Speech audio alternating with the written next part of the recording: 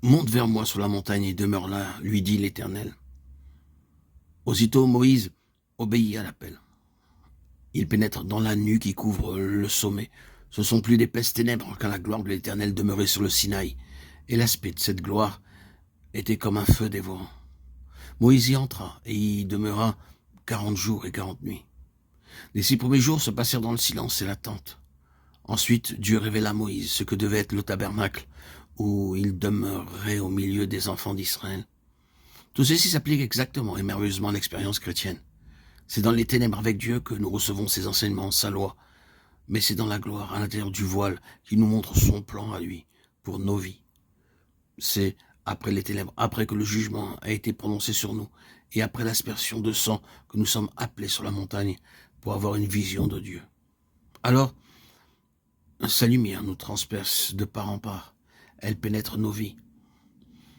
Nous mangeons et buvons comme en sa présence.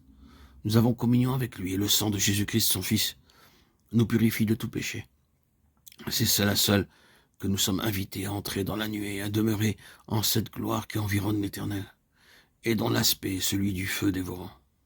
Seuls, nous pénétrons dans la retraite secrète du Tout-Puissant, où nous le voyons comme face à face.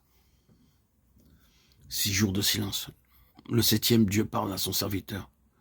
Ce qui évoque à la pensée les 6 jours créateurs où Dieu dit que cela soit. Le 7e jour, il se reposa. Ici, Dieu attend que Moïse soit en état de percevoir cette note douce et subtile, où il révèle sa volonté.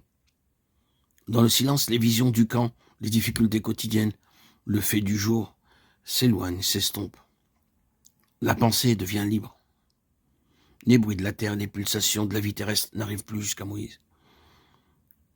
Le 7e jour, nombre qui implique la perfection, Dieu constate que l'instrument qu'il a choisi est prêt à recevoir ce qu'il veut lui communiquer.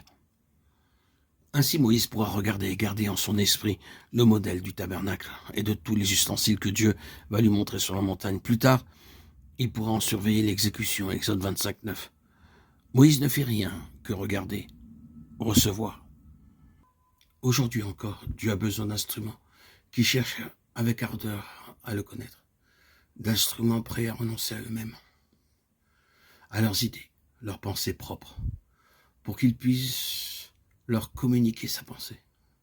Il a besoin d'instruments prêts à aller à l'écart comme Moïse, même si, ce faisant, ils doivent laisser les occupations dont Dieu lui-même les a chargés, pour recevoir de lui le modèle, pour l'édification du temple spirituel qu'il veut leur confier.